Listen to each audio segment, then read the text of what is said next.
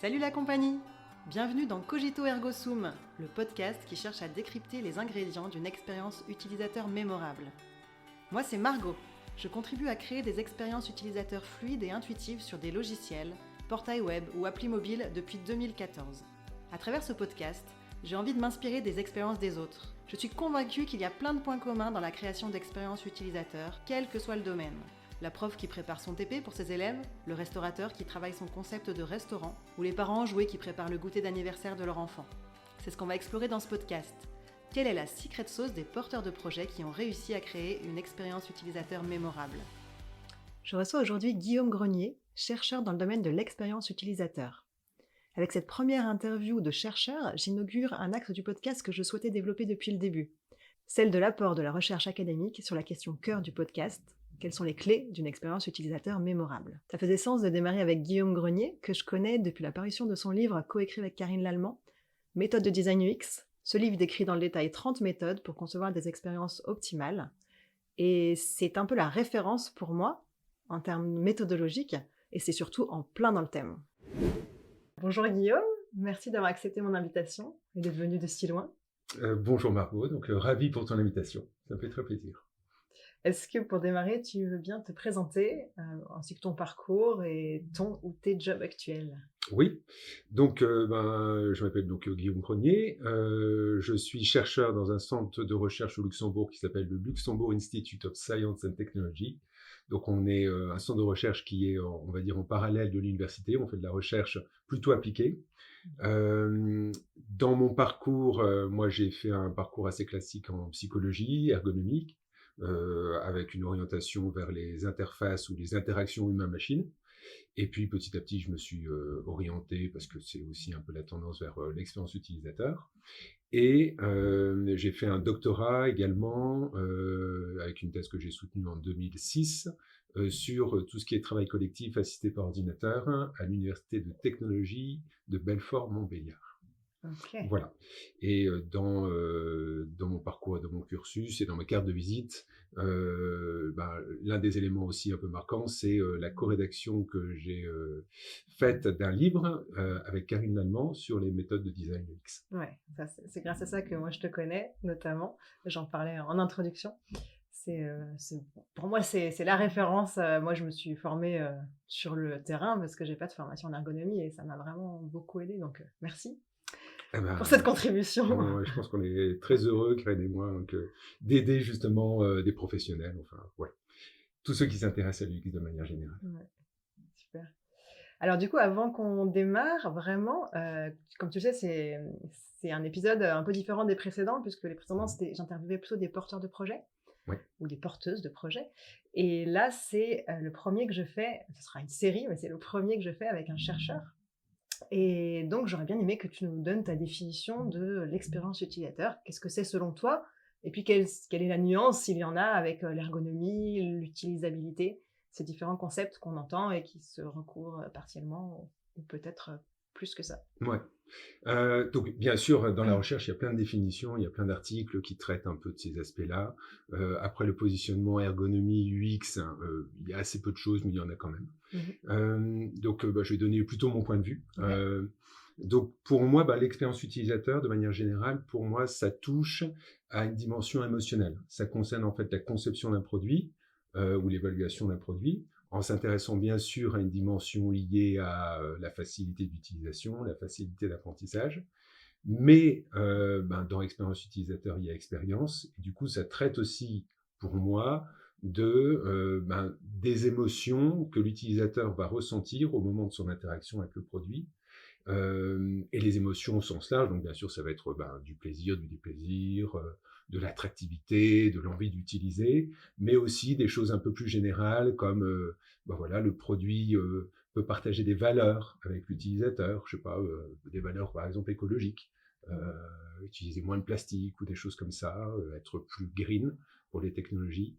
Donc pour moi, l'expérience utilisateur, c'est cet aspect-là, c'est englober quelque chose d'un peu plus général que l'utilisabilité, qui pour l'utilisabilité se cantonne Là, je suis vraiment sur la définition assez classique de la norme ISO 924111, qui dit que l'utilisabilité, c'est utiliser un produit avec efficacité, efficience et satisfaction. Donc, moi, je reste là-dessus, sur un truc très pratique qu'englobe l'UX. Et maintenant, le positionnement de l'UX et de l'utilisabilité vis-à-vis de l'ergonomie, un grand débat.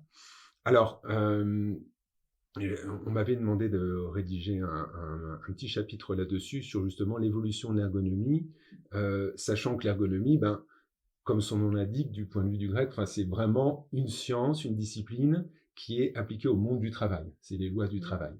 Et petit à petit, l'ergonomie, c'est adapter et à traiter des choses qui ne concernaient plus le travail, donc les objets du quotidien, on va dire.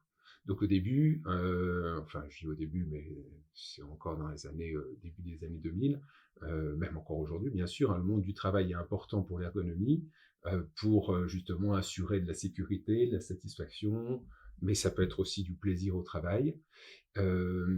Et pour moi, ça touche également l'ergonomie, les objets du quotidien, donc on va dire la conception de produits de manière générale. Et ça touche également l'UX d'une certaine façon, parce que dans l'ergonomie, il y a des aspects liés à l'étude des émotions au travail, qui est un facteur essentiel en fait, de bien-être, de mal-être. Et du coup, puisque dans l'UX, il y a de l'émotionnel, l'ergonomie touche aussi l'UX, en fait, se sert de l'UX. Pour moi, l'UX, c'est quelque chose qui est plutôt appliqué, c'est pas une discipline scientifique à part entière, c'est plutôt un domaine applicatif dont va se nourrir l'ergonomie ou la psychologie ou d'autres disciplines. Ok. Voilà. Ok, intéressant, super.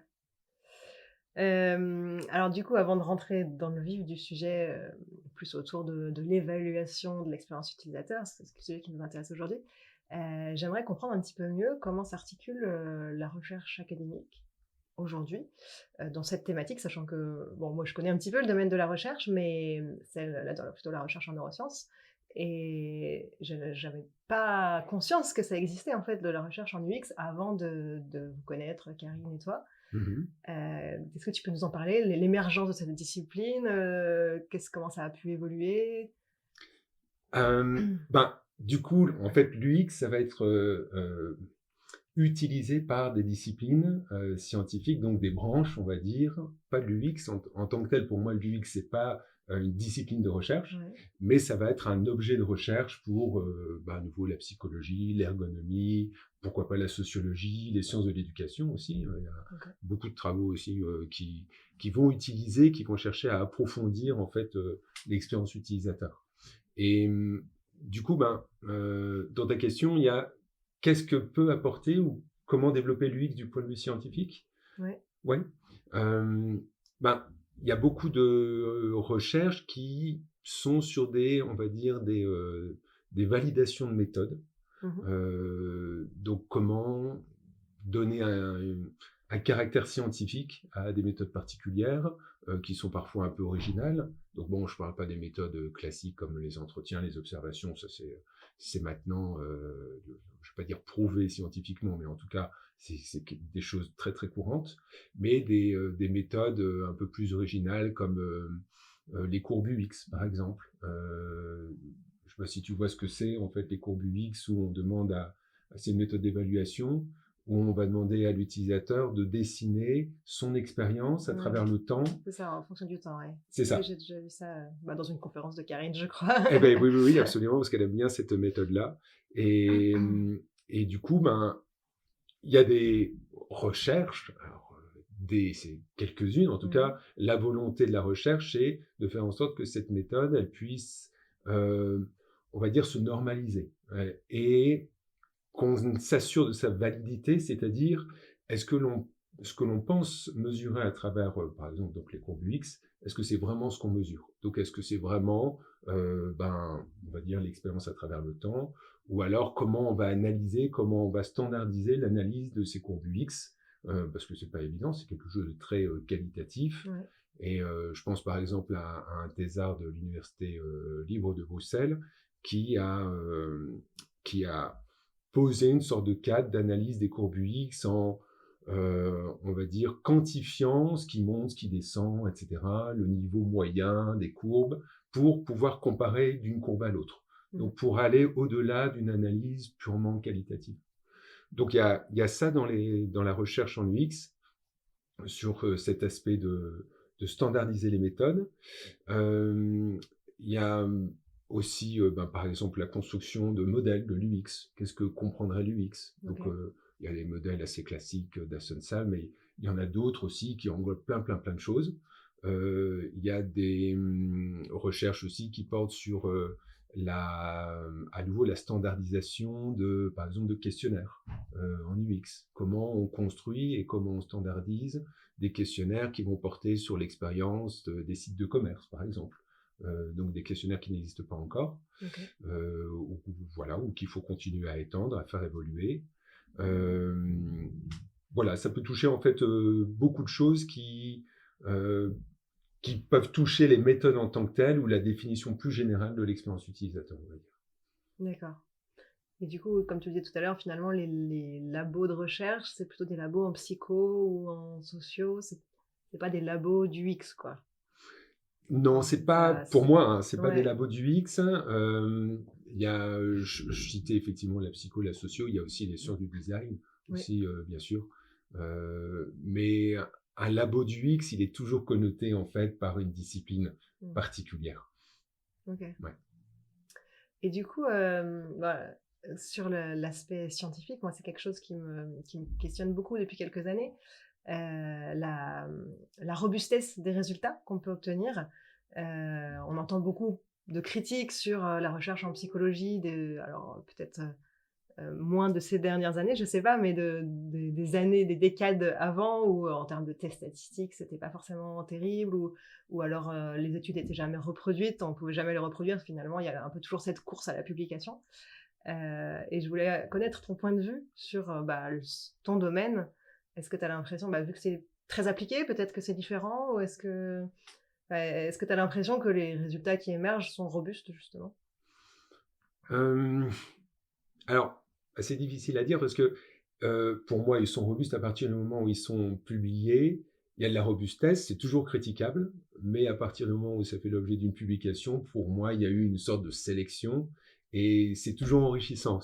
Pour moi, la recherche, c'est un grain de sable qu'on vient mettre sur un édifice, donc on ne vient jamais révolutionner complètement la discipline. Enfin, il y en a qui le font, mais voilà, si on ne s'appelle pas Norman en UX, bon, voilà, on va apporter nos petites pierres. Et, et du coup, c'est toujours important, même si ça peut manquer parfois de robustesse, si ça peut être critiqué, il y a toujours des critiques en fait. Et en plus, du point de vue scientifique, moi j'aime bien l'approche de Popper, en fait, la philosophie des sciences, l'épistémologie, si je ne me trompe pas, qui dit qu'en fait, toute recherche, elle est scientifique si on peut prouver le contraire. Et du coup, c'est tout le paradoxe, quelque part, mais ça montre que il n'y a pas de vérité en tant que telle. L'idée dans la recherche, c'est de prouver plein de petites choses, en fait. Donc, en termes de robustesse, moi, je trouve que la robustesse est dans l'ensemble plutôt là, surtout qu'on touche à une discipline qui concerne, en fait, l'humain. Et quand on touche à l'humain, il y a beaucoup d'aléas. Parfois, on peut tester, je sais pas, je pense à un questionnaire sur une population. Et puis quand on teste sur une autre population, on va trouver des résultats complètement différents. Donc on peut se dire, mince, où est le problème? Mais dès qu'on touche à l'humain, il y a toujours une part comme ça de flottement. Enfin, en tout cas, c'est pas une science dure. Même si on essaye d'éliminer le plus possible les biais. Et je pense aussi que il y a beaucoup de contributions qui viennent enrichir donc les méthodes et les rendre, on va dire, du coup, scientifiques, plus robustes. Alors, j'avais quelques exemples en tête, par exemple, les tests utilisateurs. Donc, je ne sais pas si tu avais ça en tête, mais parfois on dit, voilà, un test utilisateur, à partir de 5 utilisateurs, on couvre 80% des problèmes. Oui, je crois que c'est un peu un petit raccourci, ça, de cette phrase-là. Je sais plus, j'avais lu quelque chose qui expliquait d'où ça venait, mais que un petit peu raccourci. C'est ça. C'est un raccourci. Je pense que ça vient de Nielsen, qui a travaillé avec Mollrich là-dessus. Effectivement, c'est un raccourci. C'est pas complètement faux. Et ce qui est intéressant, c'est de voir ce qu'a apporté la recherche. Et il y a quelques publications là-dessus qui ont cherché à justement contredire ou vérifier cette sorte de loi. Et je pense à une recherche assez récente, dans les années 2000-2010, qui a comparé justement le nombre de problèmes ou le pourcentage de problèmes qui étaient couverts par les tests utilisateurs en fonction du nom d'utilisateur. Et c'est une chercheuse, elle trouve pour 10 utilisateurs 85% des problèmes, donc on est un peu plus que 5 utilisateurs, 80%, et 95% de problèmes couverts avec 20 utilisateurs. Okay. Donc là, du coup, on voit qu'on n'est pas si loin de ces fameux 5 utilisateurs. Ouais. Mais là, c'est prouvé scientifiquement, et on sait que bon, qu'il en faut un petit peu plus que 5 quand même, malgré tout. Mais c'est pas non plus 50. J'imagine que c'est quand même très variable selon l'interface testée, le nombre de problèmes qu'il y a. Là on parle d'un pourcentage, mais sur la base des problèmes identifiés par un expert ou... Non, tu as raison, c'est vrai que ce calcul-là, il se base souvent sur, par rapport à l'interface et au nombre de problèmes que pourrait contenir l'interface. Plus l'interface est complexe, plus il va y avoir de problèmes, et enfin du problème d'utilisabilité, et du coup, plus il va falloir d'utilisateurs pour couvrir tous ces problèmes. Ouais. Et c'est vrai que par rapport à cette recherche, je n'ai pas en tête. Okay. Qu'est-ce qui a été testé? Je pense que c'est vraiment quelque chose d'assez simple, comme un site web ou une application mobile ou quelque chose comme ça. Mais c'est vrai que plus il y a de problèmes, plus il faut d'utilisateurs, ça c'est sûr.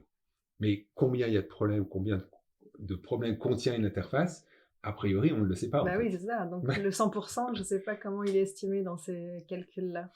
Je ne sais pas. En plus, si on peut vraiment arriver à 100%, j'imagine qu'à un moment donné, on va toujours avoir un utilisateur qui va trouver quelque chose d'un peu différent. C'est peut-être ça, ouais. Peut-être on en fait 50 et on regarde par rapport à tout ce qu'on a découvert au bout de 50 utilisateurs, à quel moment on était à 80% de ces 50-là. C'est ça. Enfin, de ces N problèmes.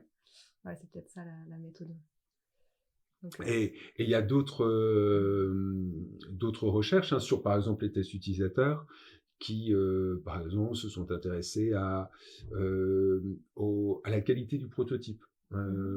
Donc voilà, basse fidélité, haute fidélité. Là aussi, dans la pratique, souvent on dit que c'est bien d'avoir commencer sur des maquettes basse fidélité pour que les utilisateurs se sentent libres de faire des critiques, en fait, sans avoir l'impression de critiquer un produit final. Ouais. Et ça, effectivement, ça se confirme plus ou moins, c'est-à-dire que quand on compare une maquette basse fidélité et haute fidélité, il n'y a pas tellement de variation en termes de retour qui est fait. Et par contre, il y a des... Enfin, ce qui est intéressant, c'est pas par contre, mais ce qui est intéressant, c'est qu'il n'y a pas de variation non plus sur l'esthétique, en fait, du prototype, qui soit basse fidélité papier-crayon et plus haute fidélité avec des éléments d'interface, des éléments graphiques. En fait, les utilisateurs ne jugent pas l'interface plus finie comme plus esthétique. Okay. C'est comme s'ils imaginaient le produit final, ou qu'il y avait peut-être aussi un peu plus d'indulgence, mais en tout cas, ils ne démontent pas le prototype papier. Ouais. Donc c'est aussi intéressant parce qu'on sait que l'esthétique peut jouer sur la perception, la facilité d'utilisation, etc. C'est marrant ce que tu dis, ça me rappelle un souvenir, le projet dont je te parlais à midi, donc un projet à destination des adolescents pour apprendre avec leur passion. Ouais. J'avais fait des tests utilisateurs en mode guérilla sur papier-crayon. Et on avait eu des retours positifs sur l'écriture manuscrite. C'était mon écriture. On n'avait pas du tout imaginé mettre une écriture manuscrite. Et après, on s'est dit, peut-être que les ados, ça leur parle, il y a un côté un peu plus sympa. Ouais. Donc, on l'a retesté derrière. Bon, finalement, ça ne s'est pas confirmé. Mais en tout cas, il y avait vraiment ce côté, basse fidélité, haute fidélité, on s'en fout, quoi. Carrément. C'était marrant. C'est ça. Ça me fait penser aussi à un test que j'ai fait sur un site web pour une banque et on était sur un prototype de type Figma. C'était pas Ouais. Figma, mais peu importe. Et il y avait des écrans qui n'avaient pas adopté la charte graphique. Donc c'était du wireframe avec des boîtes grises. Ouais. Et en fait, les utilisateurs ont ouvertement, comme ça, et spontanément, dit ben, j'aime bien ce design, il est sobre. Alors qu'en fait, c'était pas du tout fini. Ouais. On voyait bien qu'en plus, ces boîtes grises, elles devaient normalement contenir une image. OK. Mais il y avait voilà, enfin, ils avaient dépassé ce côté vraiment basse fidélité. Et puis, ils s'étaient accrochés, comme tu dis, à des choses, à l'écriture, etc., qui n'étaient pas vraiment prévues et qu'on imagine un peu basse fidélité, mais qui sont évaluées comme un produit final, ou en tout cas qui ne perturbent pas le test en tant que tel. Et il y a une recherche aussi que j'ai trouvée intéressante toujours sur les tests utilisateurs, sur la manière dont on les conduit en termes d'animation. Est-ce qu'on fait verbaliser les personnes en leur posant des questions, en étant directif, ou est-ce qu'il vaut mieux les laisser comme ça, librement exprimer, en fait, penser à voix haute, et librement exprimer ce qui leur passe par la tête? Donc, je ne sais pas comment tu fais, toi, dans tes tests. Alors moi, je laisse parler, j'encourage à parler, et donc quand ils ne parlent pas, je les relance en leur rappelant est-ce que tu peux, s'il te plaît, me dire tout ce qui te passe par la tête? Ouais. Et si je les vois bloqués vraiment, enfin si je vois quelque chose qui verbalise pas, je vais essayer de creuser. Mais sinon, j'essaye d'intervenir le moins possible pendant le test. Et par contre, je débrief après. Donc je repose des questions. Après, en général, je prépare même quelques questions que j'ai prévu de poser de manière générale à tout le monde. Et en plus, selon ce que j'ai vu, des fois je reviens sur un point. Est-ce que tu peux retourner à tel écran quand tu as vu ça? Qu'est-ce que tu as pensé? Donc un peu un mixte finalement. Un peu un mix, mais un peu libre alors plutôt. Oui, plutôt libre Plutôt pendant le libre. test. Ouais. Pendant le test, ouais. Bah, moi, c'est un peu l'inverse, tu vois. Je suis plus directif. Je leur pose beaucoup de questions. Alors, j'ai pas ma grille de questions, mais je leur demande plein de choses, en fait. Qu'est-ce que vous pensez de ci? Qu'est-ce que vous pensez de ça? Etc. Et en fait, dans la recherche, ils montrent, ils ont testé les deux, ils ont comparé les deux, et ils montrent qu'il y a spontanément plus de verbalisation quand la personne n'est pas dirigée. Donc, du coup, en fait, moi, j'avais un peu la crainte que les gens ne me disent pas grand-chose, mais en fait, pas du tout. Ils disent même plus de choses quand on leur demande pas de s'exprimer en répondant à des questions très précises. Et c'est aussi plus riche, en fait. Ils expriment, alors c'est un peu plus redondant, parfois ils disent un peu la même chose, mais ça couvre en fait plus d'aspects du X, et ils vont même un peu plus loin que si vraiment on vient leur poser des questions précises. Voilà, en fait, leur poser des questions précises, ça ferme peut-être un peu leur pensée, je ne sais pas. Ça rejoint un petit peu ce qu'on fait en entretien, où on essaye de laisser des blancs pour que les gens puissent développer leur pensée. Peut-être qu'effectivement, si on intervient trop, ils ont moins cette peur du silence qui les fait parler de vraiment ce qu'ils pensent au fond d'eux. Ouais, c'est intéressant en tout cas. Donc voilà, il y a ce genre de choses qui viennent, ce genre de recherches qui viennent du coup appuyer certaines méthodologies, tu vois, ici pour les tests utilisateurs, mais c'est aussi la même chose pour d'autres méthodes comme les questionnaires, où il y a des validations statistiques qui permettent de dire ce questionnaire, oui, il mesure bien ce qu'il est censé mesurer, et il est fidèle, hein, les items sont compris et convergent vers la mesure de quelque chose de particulier. Voilà, et c'est toujours mieux d'utiliser ce type de questionnaire, donc validé scientifiquement, standardisé, que faire son questionnaire maison qui peut comporter des biais particuliers. Ouais. Ok. Bien. Du coup, on est déjà rentré un petit peu dans le sujet de l'évaluation, là, avec ces échanges sur le test utilisateur et les questionnaires. Absolument. Je voulais savoir, selon toi, à quoi ça sert d'évaluer l'expérience utilisateur? Parce qu'on pourrait se dire, en fait, l'important, c'est que les gens soient contents, mais le mesurer de manière quantitative, qu'est-ce que ça apporte?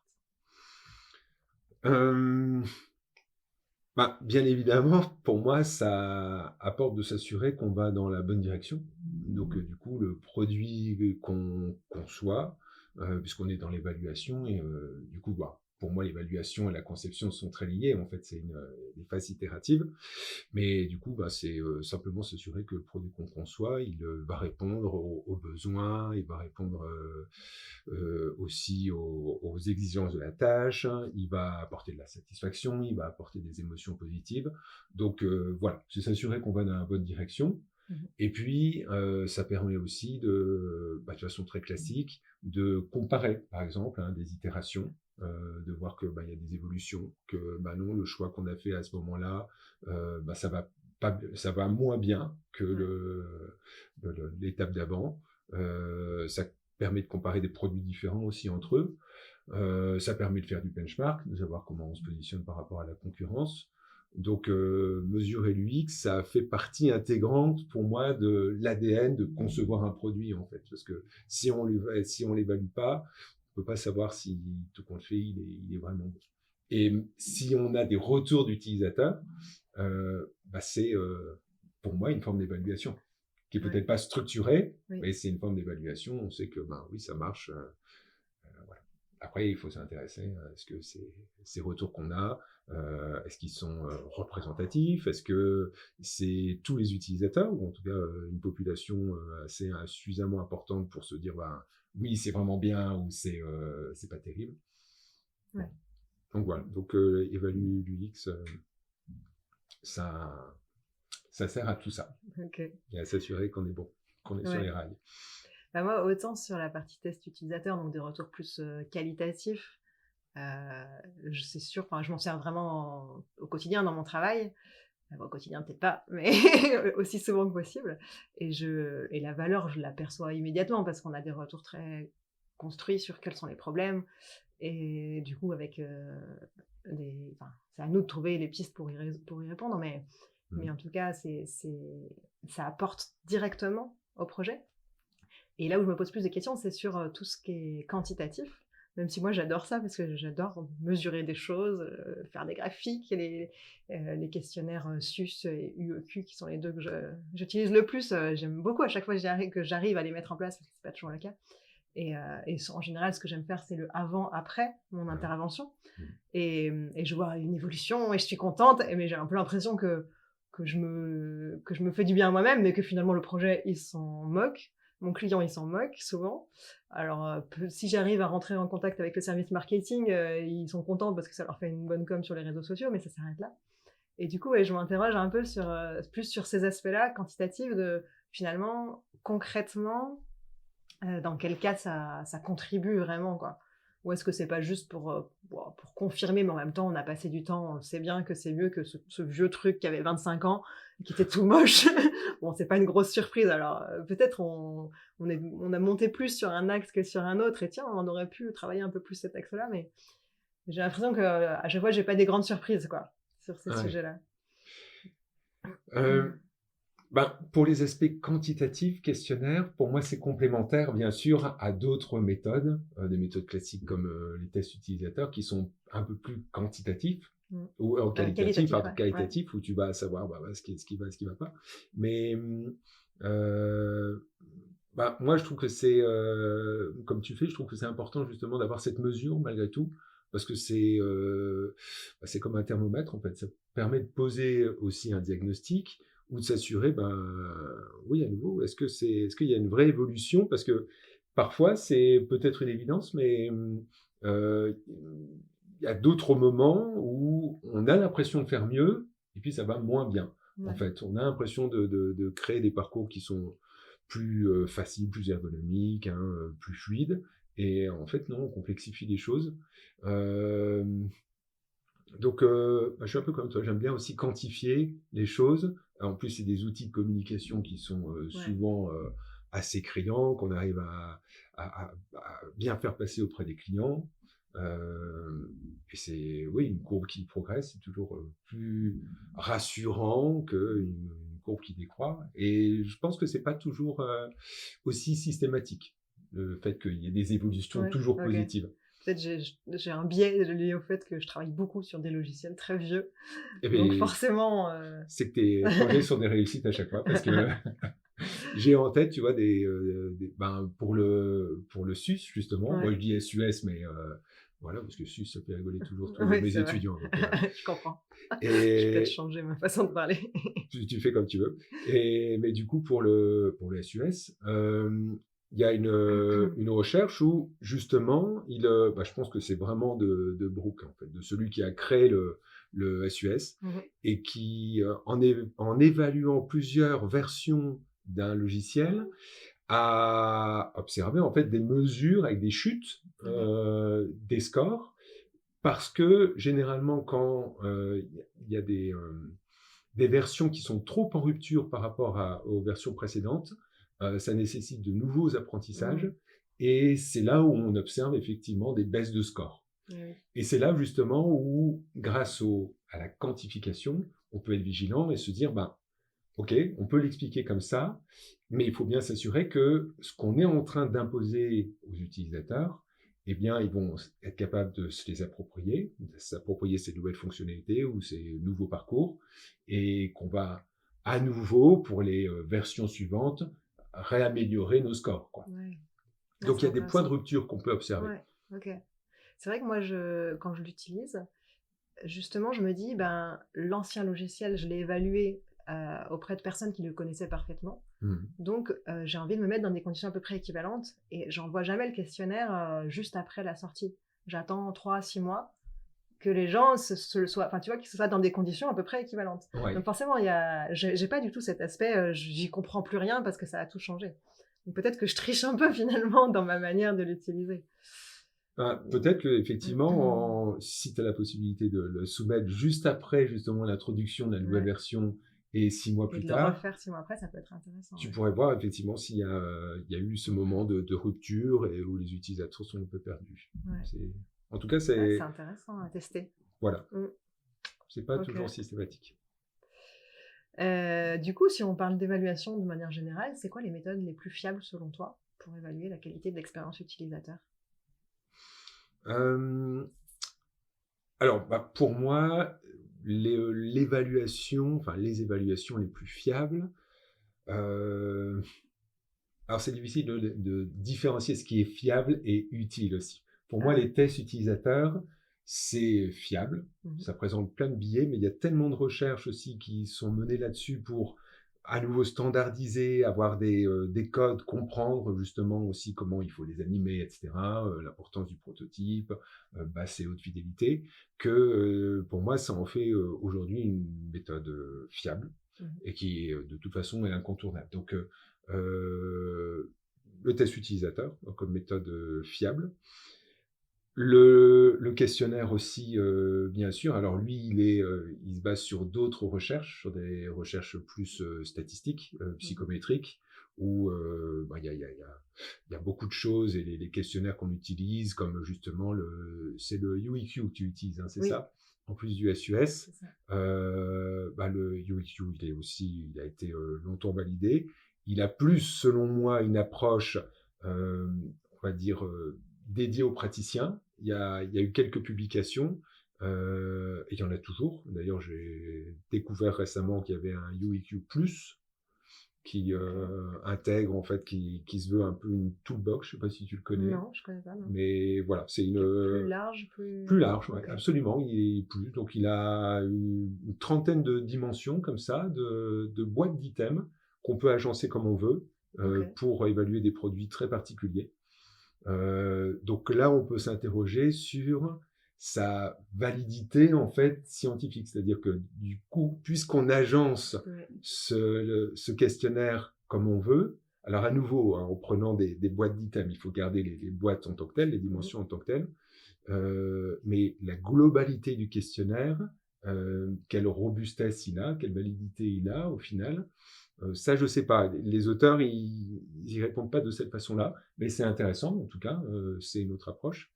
Et puis, il y en a plein d'autres aussi, hein. Je pense à l'attractif, qui est aussi, en termes d'expérience utilisateur, est un incontournable. Là aussi, on peut s'interroger sur sa validité en tant que telle, même s'il a été, il est quand même fréquemment utilisé, mais dans sa construction, il a plus servi à valider un modèle qu'à être construit en tant que tel, comme un questionnaire en tant que tel. C'est-à-dire? l'attractif. C'est-à-dire que Ascensal et ses collaborateurs ont cherché à définir ce que c'était que l'expérience utilisateur et ils ont défini du coup plusieurs boîtes et en particulier donc les qualités pragmatiques, ergonomiques qu'ils appelaient au début, et les qualités hédoniques, donc qui font plus partie du principe de plaisir, de l'esthétique, des valeurs, etc. Ouais. Et pour justement valider ce modèle-là, c'est-à-dire se dire, oui, l'expérience utilisateur comprend ces deux dimensions, ils ont construit l'attractif, d'ailleurs qui a évolué petit à petit, pour s'assurer qu'il y avait bien ces deux dimensions qui étaient évaluées quand on était en interaction avec un produit. Et effectivement, on voit dans l'attractif, on a des choses qui sont très liées à l'esthétique ou très liées à des normes internes, à est-ce que ça m'attire, est-ce que ça me rapproche ou m'isole des autres, des choses comme ça, des choses parfois un peu plus abstraites, plus liées à l'identité. Et c'est effectivement ça, l'expérience utilisateur, elle comprend ces aspects-là également. Et ça, c'est en tout cas ce qu'a démontré Ascensal et ses collaborateurs, parce qu'il n'a pas fait ça tout seul. Et du coup, la validité du questionnaire en tant que tel, elle a... on en parle assez peu. Karine Lallemand a traduit, on a fait un papier là-dessus sur la traduction de l'attractif. Et en fait, l'attractif, au départ, il a été validé sur assez peu de personnes. Il a eu assez peu d'analyses statistiques, en fait, qui permettaient de consolider le questionnaire en tant que tel. Et les autres recherches qui ont été faites sur ce questionnaire, dont la traduction en français, ça a permis justement de soulever des problèmes, mais aussi confirmer le questionnaire en tant que tel, ce qui n'était pas le cas au début. Donc tout ça pour dire en fait que y a des questionnaires qui sont validés vraiment, qui sont robustes scientifiquement, d'autres un peu moins, qui sont plus utilisés dans la pratique. Et puis il y a d'autres méthodes aussi, d'autres méthodes d'évaluation. On parlait un petit peu des courbes UX. C'est un moyen effectivement d'évaluer et c'est on va dire une méthode, elle n'est pas récente en tant que telle, mais en tout cas scientifiquement elle est assez peu utilisée et dans la pratique aussi, je pense. Donc il y a un intérêt à ce que justement on poursuive les recherches là-dessus. Je pense aux évaluations, à tout ce qui est heuristique, évaluation experte par des critères. Là aussi, en fait, c'est généralement assez robuste parce que les critères sont validés scientifiquement pour s'assurer qu'ils sont bien compris, qu'ils couvrent aussi le domaine. Alors, on a plus des critères ergonomiques liés à l'utilisabilité, mais ils ont été conçus pour couvrir tous les aspects liés à l'utilisabilité. Et les critères qu'on a sur l'UX, ils émergent, il y en a quelques-uns, il y a quelques grilles, on va dire, d'évaluation de l'expérience utilisateur de manière générale, mais qui nécessitent encore d'être approfondies en termes de validation scientifique. Voilà, donc je pense à ces méthodes-là. C'est sur les questionnaires en premier, parce que souvent, le côté statistique, il rassure et il facilite la validation, en fait. Ok. Et parmi tous les questionnaires, du coup, tu m'as dit que... Moi, je connais surtout les 3 que tu as cités, mais tu m'as dit qu'il en existait plein d'autres. Les plus fiables, du coup, ce seraient ces 3-là ou pas forcément, c'est juste les plus connus? Non, je pense que c'est les plus connus parce que généralement, les questionnaires, ils sont à nouveau validés de façon psychométrique, donc ils sont tous assez fiables. Il y a d'autres questionnaires qui mesurent la coolitude d'un produit. J'aime bien ce questionnaire parce qu'il est assez cool. Et c'est intéressant de savoir parfois si mon produit que je destine à une population particulière, en particulier à des jeunes, est-ce que mon produit va être évalué cool? Donc il y a des aspects liés bien sûr à l'esthétique, au côté vintage, je me souviens bien. Enfin, il y a plusieurs dimensions comme ça où justement ça permet de s'assurer que notre produit, il est chouette en fait, il est cool. Vraiment la cool, il s'appelle le cool questionnaire. Okay. Et puis oui, il y en a beaucoup d'autres en fait. Je ne les ai plus tous en tête, mais il y en a beaucoup d'autres. Je suis en train d'en référencer et j'en ai relevé ce qui touche à l'utilisabilité, qui touche à l'UX, qui touche aussi aux aspects profilage de l'utilisateur. Parfois, c'est intéressant de savoir que voilà, on a affaire à un public qui est familiarisé, par exemple, avec les technologies, ou pas du tout, qui va être plutôt craintive, ou savoir qu'on a un public aussi qui est très addict aux réseaux sociaux. Là aussi, si on fait une application qui va être liée à ça, c'est important. En prenant en compte ces aspects-là, il y en a une centaine, en fait, de questionnaires. Ouais, c'est vrai que je n'avais pas pensé à ce côté profilage. Ça m'est déjà arrivé de poser la question, de me poser la question de est-ce que les gens en face de moi sont à l'aise avec les nouvelles technologies. Et je n'avais pas pensé, je ne m'étais pas dit, tiens, il y a peut-être un questionnaire qui existe standardisé, quoi. Donc j'avais juste posé la question, selon vous, sur une échelle de 1 à 10, quel est votre niveau de... Voilà, bon, ça donne une très indication. simpliste, voilà. Mais c'est vrai que c'est intéressant d'avoir aussi des choses un peu plus normées c'est ça. sur ces aspects-là. C'est ça. Parce qu'effectivement, sur une échelle de 1 à 10, ça permet de savoir, ça c'est bien, c'est pas... Enfin, il est très technophobe, technophile, et puis ça nous permet d'avoir une indication, mais c'est vrai qu'avoir des choses normées, ça aide. Et d'ailleurs, comment on valide, si on prend, peu importe lequel, mais comment ils sont validés initialement, ces questionnaires, pour s'assurer qu'ils répondent bien à la question? Alors, je sais que dans les questionnaires, en général, il y a 2 aspects. C'est est-ce que ça répond à la question, est-ce que c'est réplicable? C'est-à-dire que, est-ce que si on repasse le même test dans les mêmes conditions, on va obtenir à peu près les mêmes résultats? Donc ça, c'est assez facile de le tester. Mais pour mesurer que ça mesure bien ce qu'on veut mesurer, ça implique qu'on ait déjà un moyen de le mesurer. Ouais. Donc finalement, on recrée un deuxième moyen de le mesurer. À quoi ça sert? Et comment... le premier, comment il a été fait? Oui, voilà, c'est ça. Et c'est effectivement, là, ça vient d'où tout ça? Alors, c'est vrai que dans la validation du coup d'un questionnaire, en fait, il y a 2 grands volets. Il y a un volet qu'on appelle la fidélité, c'est-à-dire déjà les items que je vais créer, si je veux construire un nouveau questionnaire, est-ce qu'ils convergent en fait vers la mesure du même construit, c'est-à-dire du concept que je mesurais. Si je veux mesurer un aspect particulier de l'expérience utilisateur ou l'expérience utilisateur de manière générale, pour moi, ça recouvre quoi l'expérience utilisateur? Donc ça, il faut le définir au départ. Et puis ensuite, je vais définir des items. Donc ça peut être des affirmations ou des paires de mots, des différenciateurs sémantiques. Et puis, et là, je vais commencer à les tester. Et je vais tester leur fidélité, c'est-à-dire est-ce que mes items, ils convergent en fait, ou est-ce que je vais avoir des items qui vont se démarquer des autres? Et le deuxième aspect, c'est ce que tu disais, en fait, la validité. Est-ce que je mesure bien avec la validité? Est-ce que je mesure bien ce que je suis censé mesurer? Et ça, effectivement, c'est comparer son questionnaire qu'on est en train de construire avec un autre qui mesure soit quelque chose de totalement opposé.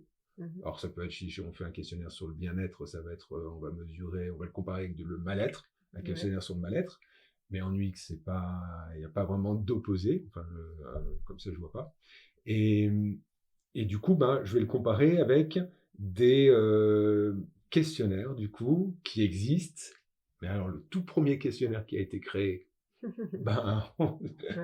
il a pas pu faire cette comparaison-là. Et d'ailleurs, le SUS, dans ses validations, il n'a jamais été comparé avec un autre questionnaire. Il a été construit comme ça, et ils ont fait une grosse sélection des items, et ils l'ont validé que sur la fidélité, donc la convergence des items, mais pas sur la validité, c'est-à-dire est-ce que ça mesure bien l'utilisabilité ici, en le comparant avec d'autres questionnaires qui mesurent l'utilisabilité. Mais aujourd'hui, effectivement, il faut comparer avec d'autres questionnaires existants pour savoir, est-ce qu'on est sur les mêmes aspects ou pas, en fait. Bien sûr, on n'aura jamais 2 questionnaires identiques, sinon ça n'a aucun intérêt de créer un nouveau questionnaire. Est-ce que tu disais sur la réplicabilité, c'est les méthodes test-retest, donc c'est plus tard, si on peut passer le questionnaire dans les mêmes conditions, aux mêmes personnes, est-ce qu'on obtient les mêmes résultats? Ça, c'est aussi qui n'est pas toujours fait, mais c'est aussi un moyen de valider son questionnaire. Voilà, là, c'est les principales étapes, on va dire. Tu parlais tout à l'heure, je change un peu de sujet, pendant ta thèse, c'est ça, que tu as travaillé sur le travail à distance? Oui, Ouais. oui. Donc c'est vrai qu'aujourd'hui, on est de plus en plus à travailler en télétravail ou alors, même avec, enfin moi je travaille avec des clients qui sont à Paris, qui sont, à Chambéry et c'est quand même plus simple de faire, parfois des sessions à distance. Qu'est-ce que tu peux nous dire sur ce sujet pour, faciliter la conception, faciliter le travail, ensemble? Alors c'est vrai que j'ai fait ma thèse il y a un bout de temps maintenant, j'ai soutenu en 2006, donc c'était il y a presque 20 ans. Et en fait, curieusement, les choses ont assez peu évolué en Mmh. termes de technologie déjà. Moi, j'avais étudié des systèmes de visioconférence, enfin voilà, de façon très classique comme on fait aujourd'hui, mais on le fait beaucoup plus couramment. À l'époque, c'était un petit peu plus nouveau, Mmh. mais ça n'a pas changé, c'est de la visio, et puis voilà, on interagit comme ça. On a quelques outils en plus, hein, je sais pas, je pense à genre Miro, Mural, enfin des Ouais. outils de collaboration qui fonctionnent plutôt bien. Euh, et ce que j'ai repéré à l'époque, je l'observe, même si je fais plus vraiment de recherche dessus, mais je l'observe encore aujourd'hui. Alors, euh, pour résumer, déjà, je fais un petit détour par un peu de théorie, parce que Mmh. ça me paraît intéressant. Travailler ensemble, souvent on dit que ça recouvre 3 choses. C'est se mettre d'accord sur ses objectifs, ce qu'on appelle la coopération. Donc voilà, on va ensemble dans la même direction, on a un objectif commun. C'est se coordonner, donc voilà, agencer les tâches, synchroniser de manière opératoire nos activités. Et c'est communiquer, en fait, tout simplement, de façon orale, écrite. Donc, se transmettre des informations. Et tout ça, ça crée, en fait, il y a un jeu, donc c'est coopération, coordination, communication. On appelle ça le modèle des 3C, souvent. Et en fait, c'est des choses qu'on retrouve quand on travaille ensemble en permanence. Et quand on est dans un mode de travail à distance, moi j'observe en tout cas que on passe beaucoup de temps, et c'est ce que j'avais observé dans ma thèse, on passe beaucoup de temps à se mettre d'accord sur nos objectifs communs et surtout à s'assurer qu'on a bien les objectifs communs en fait. Et ça c'est assez classique quand on travaille ensemble d'être sur cette assurance, voire cette réassurance. OK. Il y a souvent des réunions parfois de projets où on passe du temps, alors que le projet a démarré depuis longtemps, sur c'est quoi les objectifs qu'on s'était fixés. Et puis on en rediscute. Et puis, alors c'est plus ou moins explicite, mais parfois, je ne sais pas si tu as déjà connu ça, moi je l'observe même encore aujourd'hui, où parfois on refait le point sur ben, notre objectif en commun, en fait, la construction, notre représentation commune, partagée de notre objectif à atteindre ou du produit qu'on veut concevoir. Et du coup, travailler à distance, généralement, il y a puisqu'on est à distance, on ne partage pas de façon un peu inconsciente nos, nos sphères, en fait, nos représentations. Donc, on va à se mettre d'accord et à s'assurer qu'on est bien d'accord sur ce qu'on veut faire. On va passer aussi du temps à coordonner les tâches et on va souvent passer à côté, où c'est plus difficile avec le distanciel, sur les aspects, on va dire, de brainstorming et sur ces aspects d'innovation, en fait. On va avoir du mal à partager des idées et surtout confronter les idées. Et souvent, c'est dans la confrontation d'idées qu'on va voir émerger des choses vraiment innovantes. Donc, je sais pas, des solutions pour la conception de produits ou des choses comme ça. Et ça, c'est beaucoup plus difficile à distance. Mmh. Et c'est du coup ça qui peut manquer. Et je pense que c'est là-dessus qu'il faut être du coup vigilant quand on sait qu'à distance, on va avoir du mal à confronter nos points de vue, on va avoir du mal à être en désaccord, parce que dès qu'on confronte nos points de vue, c'est à un moment donné, on va être en désaccord. Ouais. On est tous différents, on a tous nos idées particulières. Et ces désaccords, ça va créer du point de vue du groupe, du point de vue de l'équipe, une rupture, un conflit, plus ou moins marquant, mais en tout cas, ça va créer un conflit. Et ce conflit, pour le groupe, il est assez désagréable. Il est gérable en présence, il est plus facilement gérable en présence, il est difficilement gérable à distance, en fait, parce qu'on n'a pas, on, on n'a pas les autres langages que le langage verbal. Ouais. Et du coup, on va éviter ce genre de conflit, donc on va éviter de se mettre en désaccord, et on va, du coup, être plus consensuel sur les idées qu'on va émettre. Donc on va moins confronter les points de vue et on va être du coup moins innovant, entre guillemets, c'est-à-dire qu'on va avoir du mal à défendre ou à aller vers des solutions qui ne sont pas suivées par tout le groupe. Ok. Voilà. Donc, alors je me souviens un peu de l'objet de ta question au tout début. C'était, Excuse-moi. est-ce que tu peux me donner des tips, Des tips. pour mieux travailler à distance? Ben voilà, c'est Donc ça. déjà C'est avoir pour moi, conscience de ce avoir problème-là. conscience que déjà à distance, ça va être difficile donc de produire des solutions, des idées. En Ouais. fait, ça va être plus difficile. Donc il faut trouver d'autres moyens par justement tout ce qui est outils de collaboration comme Miro, etc. Ouais. Ça peut aider. Et puis aussi se dire qu'on va avoir plus de besoin de temps, d'ajustement et de s'assurer qu'on est tous d'accord sur ce qu'on veut atteindre. Voilà. Et du coup, il faut accepter de parfois revenir sur des choses qu'on avait pour nous l'impression d'être acquises, mais en Ouais. fait qui ne le sont pas pour tout le monde. En fait. Ok. Voilà. Donc, ça pourrait être mes tips. En fait, prendre conscience. Je n'ai pas Ouais. de conseils particuliers à appliquer, mais c'est déjà avoir conscience de ça. D'accord. Ok. Très très bien. Et ben, on va passer un peu au dernier sujet avant de passer à la conclusion. Mm-hmm. J'ai vu aussi que tu avais travaillé dans d'autres domaines que le logiciel, notamment l'UX en bibliothèque et dans les voitures autonomes. Ouais. Je trouve que c'est super intéressant ces sujets-là. Bon, moi, c'est vraiment le cœur du podcast, hein, de s'inspirer de plein de domaines et puis de partir du principe que l'expérience utilisateur, finalement, on la retrouve partout, que c'est pas quelque chose qui doit être spécifique au logiciel et que l'approche qu'on a chacune de créer des choses, finalement, elles sont pas identiques, mais il y a beaucoup de points communs. Du coup, je voulais savoir si tu peux nous en parler un petit peu de manière... qu'est-ce que toi, quel lien tu fais entre les différents domaines? Est-ce que l'UX, c'est pareil partout? Est-ce qu'il y a des différences, des spécificités? Est-ce que tu arrives à transférer des bonnes pratiques ou des choses d'un domaine à un autre? Alors, oui, pour moi, l'UX, elle est toujours identique, en fait. C'est vraiment...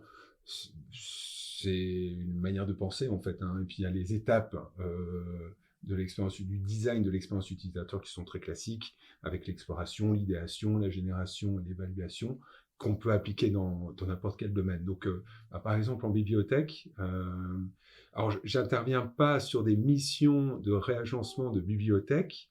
Alors, c'est des bibliothèques universitaires, bien souvent, mais je n'interviens pas dans des accompagnements, mais j'interviens dans des formations avec une collègue, d'ailleurs, du Luxembourg, de la bibliothèque universitaire du Luxembourg, qui s'appelle Julie Willems.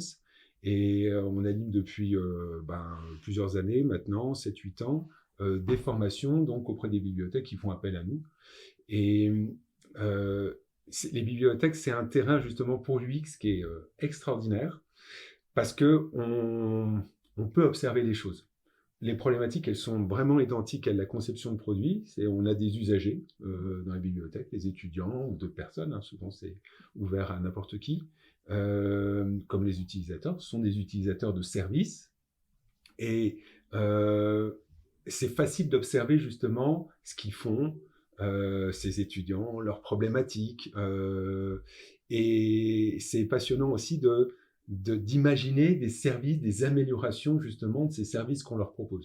Parce qu'une bibliothèque, ça procure en fait une expérience. On n'est plus du tout dans une bibliothèque des années 70-80 où on vient emprunter des livres. Les étudiants, ils viennent plus beaucoup emprunter des livres en fait. Ils viennent travailler ensemble, ils viennent travailler individuellement et ils viennent rechercher des services comme comment je fais pour, me documenter sur un sujet particulier, comment je vais faire mes recherches sur Google, sur un sujet particulier également, comment je peux éventuellement, s'ils sont un peu plus avancés, télécharger des articles. Et puis, il y a plein de services en fait qu'on peut leur proposer. Et du coup, dans les bibliothèques universitaires, il y a toutes ces problématiques qui sont... qui se matérialisent en fait assez facilement. Et qu'on peut améliorer. Donc, on peut améliorer l'expérience en fait des usagers et on peut rapidement voir aussi l'impact des solutions qu'on vient mettre en œuvre pour justement améliorer cette expérience des usagers. Alors, je réfléchis à des exemples peut-être pour que ce soit un peu plus parlant. Là, tout récemment, on est intervenu dans une bibliothèque à Saclay qui est un peu particulière. Le bâtiment est assez extraordinaire. Donc c'est tout récent. Je pense que la bibliothèque elle a été ouverte en septembre. Donc c'est pour te dire, c'est vraiment très très moderne. Et cette bibliothèque, elle fonctionne en colimaçon en fait. C'est comme un escargot. C'est-à-dire que pour aller d'un étage à l'autre, on est vraiment obligé de passer par tous les plateaux. Okay. Et ça monte comme ça avec des demi ou des quarts de niveau. Et on tourne en rond. Enfin, c'est un bâtiment en carré, mais on tourne quand même en rond, ou en carré. Et en fait, c'est difficile de se repérer. Puisque c'est pas tout petit. Tout se ressemble effectivement avec des demi-niveaux. Et c'est très gros. Donc du coup, où sont les livres, par exemple, je sais pas, en psycho, où est-ce qu'ils sont, c'est difficile de l'indiquer sur des plans. Il y a des plans, bien sûr, mais c'est difficile de se repérer. Où est-ce que je suis? Quel parcours je dois faire pour accéder à cet endroit-là? Et par exemple, c'était un des mini-projets dans le cadre de la formation, sur lesquels les bibliothécaires se sont intéressés, c'est comment les étudiants se représentaient en fait la bibliothèque mentalement, quels étaient leurs points de repère, en vue d'améliorer justement ces points de repère et de s'appuyer sur ces points de repère pour faciliter leur parcours en fait. Et puis il y avait d'autres choses vraiment aussi parfois très pratico-pratiques, comme il y avait des casiers pour ranger des trottinettes, donc ça c'était assez innovant, intéressant, ou des casiers pour que les personnes, les étudiants ou les usagers de manière générale, puissent déposer, je sais pas, leurs sacs ou des affaires comme ça pendant un certain temps. Et en fait, ils étaient très très peu utilisés. Et en observant la manière dont ils étaient non utilisés, donc en faisant du shadowing, en suivant les usagers et en leur posant des questions, en fait, ils étaient très peu utilisés parce qu'ils ne savaient pas comment l'utiliser. Parce que le système de verrouillage, il était incompréhensible, en fait. Ils pensaient qu'il fallait y avoir une clé, alors que c'était un code, mais en même temps, l'interface était avec une grosse clé à insérer. Donc, en fait, il y avait plein de confusions comme ça vis-à-vis du dispositif. Et là aussi, du coup, c'est comment on améliore ça, sans forcément modifier le casier en tant que tel, comment on va créer une notice, une explication, comment on va indiquer où sont aussi les casiers, parce qu'ils étaient un peu cachés, etc. Tout ça, c'est des problématiques du X, en fait, pures et dures, mais complètement déconnectées. Et vis-à-vis des véhicules autonomes, c'est pareil, en fait, c'est d'autres problématiques, c'est l'expérience, soit du conducteur. Alors, on pense que pendant longtemps, avant qu'il y ait des véhicules autonomes, si un jour il y en a, le conducteur va devoir reprendre la main sur la conduite, en fait. C'est-à-dire qu'à un moment, il pourrait être cool, il pourra lâcher le volant, ce qui est interdit encore aujourd'hui, bien sûr, et même pour des véhicules semi-autonomes, mais que dans quelques temps, donc il pourra lâcher le volant, mais que par moment, il devra reprendre le volant. Et du coup, comment on peut... déjà, qu'est-ce qui se passe mentalement en termes d'expérience, mais aussi en termes d'aspect plus cognitif pour le conducteur quand il doit reprendre le volant? Est-ce qu'il arrive à se repérer tout de suite? Parce que parfois, s'il avait la tête ailleurs, il faut se remettre dans l'environnement, il faut comprendre la situation, il faut l'analyser. S'il doit reprendre le volant, c'est généralement plus que la machine, elle n'est pas capable de gérer la situation en tant que telle. Donc du coup,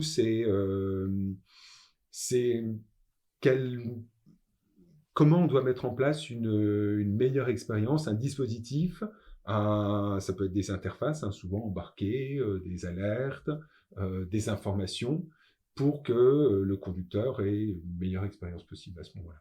Et on a les mêmes choses aussi vis-à-vis des piétons, où c'est une grosse problématique, c'est que on imagine que les piétons, et on l'observe, que les piétons vont avoir des comportements différents quand on aura un véhicule sans conducteur qui sera en approche. Si le piéton doit par exemple traverser une rue, là aujourd'hui, on voit si le conducteur nous a vu, il nous fait un geste, un sourire, tout ça c'est des informations vachement importantes.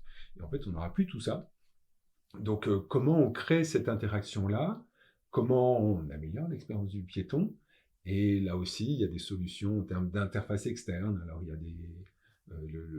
y a beaucoup de constructeurs qui s'intéressent à cette problématique, qui proposent plein de solutions. Il y a parfois des sourires qui s'affichent sur la calandre, des yeux qui suivent le piéton qui traverse, un passage piéton qui est projeté par terre aussi, pour indiquer, ben voilà, vous pouvez traverser.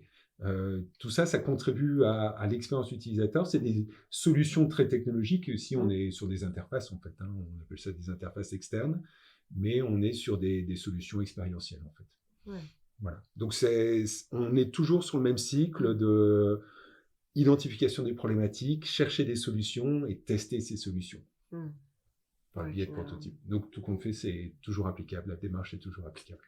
Ça marche. Ouais, donc on retrouve toujours bien cette démarche dans tous les domaines. Ouais. C'était mon hypothèse quand j'ai commencé le podcast, mais ça fait plaisir de voir qu'elle se confirme. Et c'est des sujets super intéressants sur lesquels travailler, forcément. Et pas évident, j'imagine. Enfin, typiquement, la voiture autonome, pour tester ça, même en simulateur, on n'est pas... Enfin, en tant que conducteur, quand on sait qu'on est dans un simulateur, on n'a sans doute pas exactement le même comportement que si on était Bien sûr. sur la route. Et aussi, j'imagine que on va faire des tests qui vont durer peut-être 3 quarts d'heure, 1 heure. Alors, dans la vraie vie, ce sera peut-être des trajets de 6 heures, 8 heures. Ah oui, c'est donc il y a pas mal de paramètres qui doivent être difficiles à évaluer quand même. Oui, c'est sûr que du coup, on ne peut pas généraliser aux situations réelles, ça c'est certain. En plus, parfois, on est sur des simulateurs qui sont vraiment bas niveau, où c'est un écran projeté, enfin un écran de télévision, on n'est même pas complètement immergé. Et il y a quand même des choses qu'on dégage, mais au point de généraliser, de dire attention, dans la vraie vie, ça sera comme ça, on peut pas. C'est des tendances. Mais à nouveau, c'est comme dans la recherche, un grain de sable en fait qu'on apporte. Mais voilà. Petit bout par petit bout, on arrive à construire un édifice. Ok, super. Et ben écoute, on va passer à la dernière partie, la toute dernière partie. Ce que j'ai prévu, c'est des petites questions avec des petites réponses rapides, donc courtes en tout cas. Tu as le droit de réfléchir, mais courtes, sur différentes... on revient sur la thématique plus méthodologique, mais voilà, dans l'idée de donner des réponses concrètes sur des points très, très précis. Alors, première question. Selon toi, c'est quoi le top 3 des méthodes pour créer une expérience utilisateur mémorable ? Oui, alors j'ai préparé tes petites questions. J'imagine. Alors, pour moi, le top 3, c'est première méthode, l'observation. Pour moi, c'est vraiment la base, observer les personnes de leur milieu le plus naturel possible. En plus, c'est de l'ergonomie, c'est de l'analyse de l'activité. Voilà. Observation, première méthode. Deuxième méthode, parce que du coup, je couvre un peu les différentes phases. Moi, j'aime beaucoup l'expérience map, pardon. L'expérience map, donc qui permet de dessiner le parcours de l'utilisateur, d'identifier ses problématiques aux différentes étapes du parcours, et aussi d'imaginer des solutions. Mais ça, c'est généralement alimenté par d'autres méthodes, imaginer des solutions. Mais voilà, l'expérience map, moi, j'aime beaucoup. Je trouve en plus que à la fin, on a un résultat qui est très graphique, qui parle, et sur lequel on peut vraiment s'appuyer dans le cadre d'un projet. Et puis la troisième méthode, je pense que j'avais pensé au test utilisateur. Pour moi, c'est la base, et c'est tellement riche. À chaque fois, on est tellement surpris, moi, je trouve, parce que font les utilisateurs, que c'est pour moi une méthode incontournable. Ok. Maintenant, la méthode que toi, personnellement, tu utilises le plus dans tes projets ? Alors moi, je suis très questionnaire. Donc, ce que j'utilise le plus souvent, c'est des questionnaires standardisés ou des enquêtes avec des questions, du coup, que j'essaye de formaliser et de valider, on va dire, plus ou moins scientifiquement. Plus ou moins, parce que parfois, il n'y a pas le temps, et puis il n'y a pas la nécessité forcément de tout valider statistiquement. Mais voilà, les questionnaires, c'est vraiment une méthode que je mobilise à nouveau, parce que j'aime bien, comme on en a parlé, avoir des indicateurs, avoir des scores, des comparaisons possibles. Ok. Celle qui est sous-utilisée selon toi ? je me souviens plus ce que j'ai mis, mais celle qui est sous-utilisée, pour moi, c'est les personas. Euh, alors, elle n'est pas sous-utilisée dans le sens où elle n'est pas utilisée, elle est au contraire très utilisée, mais elle est très mal, je trouve, exploitée de manière générale, et sous-utilisée dans le sens où à partir du moment où on a les personas, je vois tellement de projets où les personas sont là, mais en fait, ils restent dans un carton. On ne les utilise pas. Et on fait des tests utilisateurs sans se faire référence aux personas, où on fait de l'idéation, donc on brainstorm sur des solutions sans faire référence aux personas, que je me dis que c'est vraiment une méthode qui est difficilement exploitable. Alors, je dirais pas, peut-être pas sous-utilisée, mais sous-exploitée ou mal exploitée. Je pense que ça tient au fait que les personas, ils sont parfois pas bien construits. En tout cas, on sait pas quoi en faire et tout compte fait, ils répondent pas à des vraies problématiques dans lesquelles on arrive à se projeter. Et puis, euh, et puis bon, c'est sûr que construire scientifiquement, en tout cas de manière académique, un persona, c'est assez long. Donc souvent, c'est des proto-personas. Et là aussi, parfois, ils ont un côté un peu flou, un peu une sorte de magma comme ça, où c'est difficile d'identifier des problématiques vraiment précises liées à chacun des personas. Donc voilà, je pense que les personas, c'est plutôt sous-exploité ou mal exploité. Ouais, je te rejoins pas mal. Des projets où il y en avait, Ouais. soit quand il y en avait avant que j'arrive, soit où moi j'ai essayé d'en mettre en place, enfin, d'en construire, ça n'a pas forcément été très utile derrière. Je savais pas forcément. Alors, paradoxalement, je crois que je pense à un projet où c'est moi qui l'ai construit et j'en ai rien fait. C'était peut-être la première fois que j'en construisais suite à un atelier au Flupa UXD, je crois. Bon, j'étais contente, j'avais mon joli personnage, mais je savais pas, enfin mes jolis personnages, je savais pas trop comment l'exploiter. Puis après, j'ai assez vite changé d'entreprise. Et à contrario, quand je suis arrivée sur un projet où ils avaient fait des personnages, mais alors vraiment basés sur rien, c'était pas, ils appelaient ça persona, mais c'était pas des personnages. Donc je les ai aidés à formaliser puisqu'ils en voulaient. J'en dis bon allez, je les ai aidés à formaliser les choses et à améliorer un petit peu, à donner un peu de constance, de consistance plutôt à ces personas. Et là, pour le coup, on l'avait un peu utilisé quand même dans les réunions d'idéation. On était l'APO, la chef de projet, les 2 personnes du marketing et moi souvent. Et ben quand ils n'étaient pas d'accord, souvent ils n'étaient pas d'accord entre eux. Et du coup, je ressortais je sais plus, et Adèle, qu'est-ce qu'elle penserait de tout ça? Est-ce que c'est utile pour elle? Ouais. Et ça les aidait à se recentrer quand même. Mais c'est vrai que c'est pas toujours évident. Enfin, soit faut vraiment les avoir tout le temps en tête et puis faire référence tout le temps, sinon on les oublie très vite en fait. Oui. Et bon, on se concentre sur la cible, mais la cible c'est large quoi. C'est ça. C'était quoi la suivante? J'ai perdu le fil du coup. Hop. La méthode qui est surcotée. La méthode surcotée.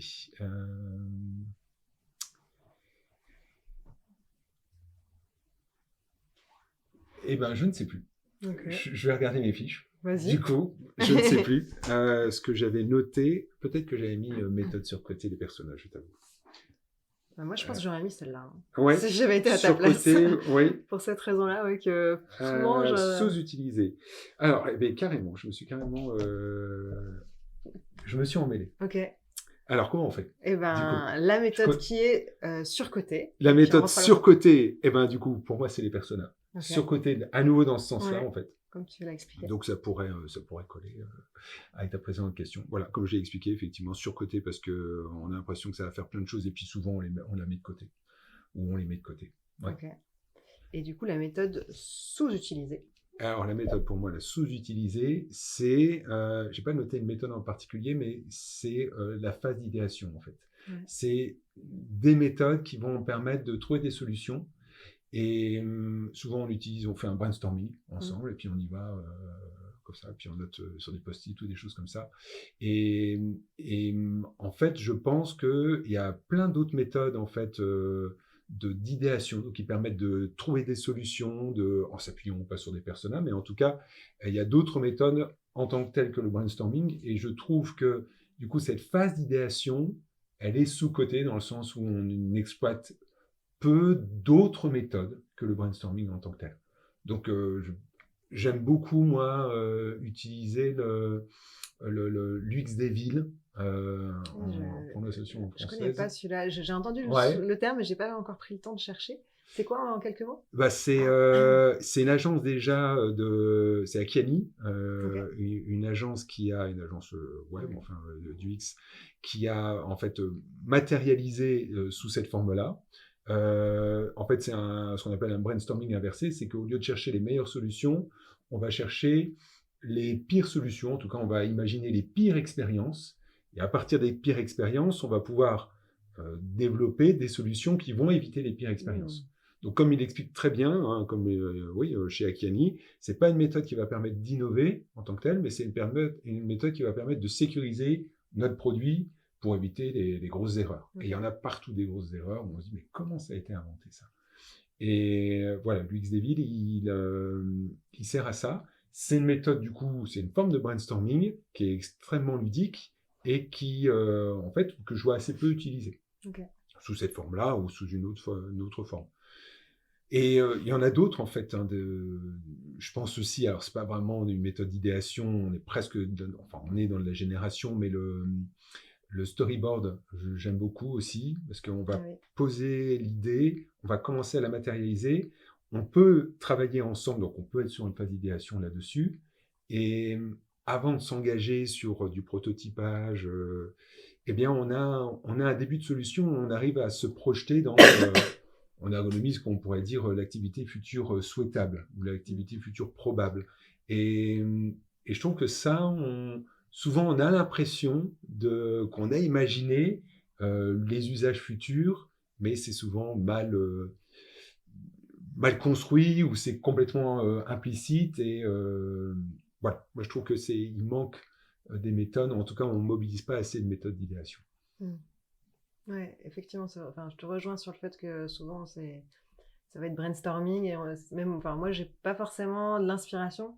Donc, Mmh. justement, Mmh. un brainstorming, il n'y a pas si longtemps, en interne pour réfléchir à ce sur quoi on voudrait monter en compétence et des méthodes d'idéation. Moi, on avait mis ça, je sais plus si c'est moi ou un de mes collègues qui l'avait mis.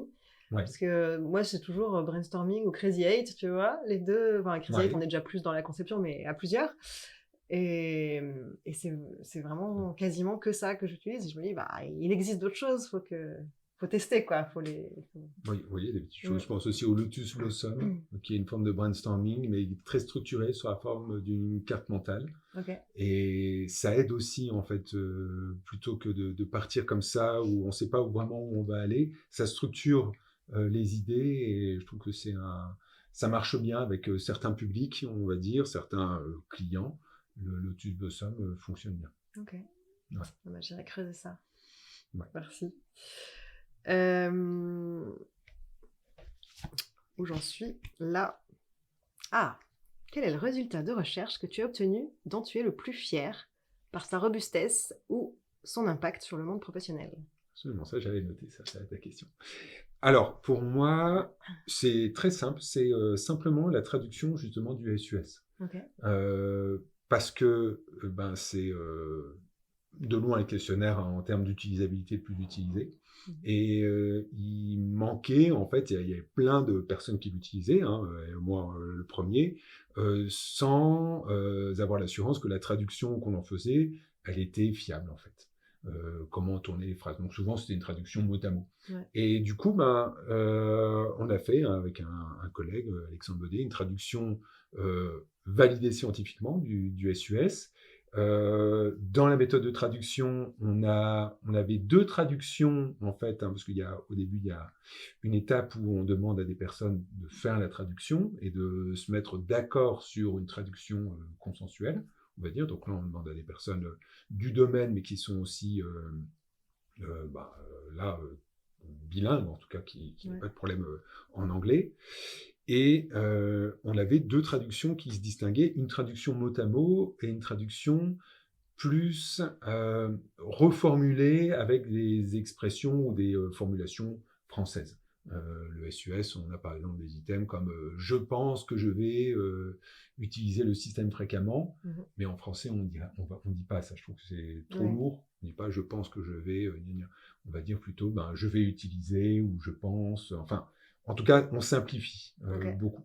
Et du coup, dans cette traduction, on avait deux versions. Donc une version, on va dire littérale, c'est-à-dire mot à mot, traduction mot à mot, et une traduction littéraire où là on était plus dans des expressions françaises, et on a validé ça, c'est-à-dire qu'on a regardé quelle était la traduction la plus fiable, la plus valide, la plus fidèle, et puis du coup on a à la fin une traduction qui est maintenant publiée, donc j'ai plein de personnes qui me demandent souvent s'ils peuvent utiliser cette traduction. Alors bien entendu oui, c'est possible, parce que c'est fait partie du domaine public, entre guillemets, et voilà. Et donc ça, je suis content que ça puisse être utilisé.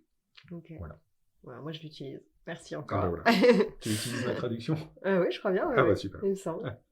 Que j'ai mis à jour quand elle a été sortie. Ah Parce ouais, que je d'accord. devais avoir une version effectivement traduite à la main. Et j'ai mis à jour. Ça, c'est toujours mieux d'avoir. Enfin, ça me conforte de me dire j'utilise un outil issu de la recherche scientifique et qui est valide, quoi. Et ben voilà, je suis d'autant plus fier. Tu vois. Et d'ailleurs, ça fait une bonne transition avec la question suivante. Quel conseil tu donnerais à quelqu'un qui voudrait baser sa pratique de l'UX design sur les preuves scientifiques? Alors là aussi, j'ai réfléchi un petit peu à la question. Et je me disais, tout simplement déjà, utiliser Google Scholar plutôt que Google, tout court. Je ne sais pas si tout le monde connaît Google Scholar, mais il y a une sorte de monde parallèle de Google où on peut avoir, à partir d'une recherche, on peut avoir des publications de conférences, de journaux sur un thème en fait qu'on a tapé dans Google.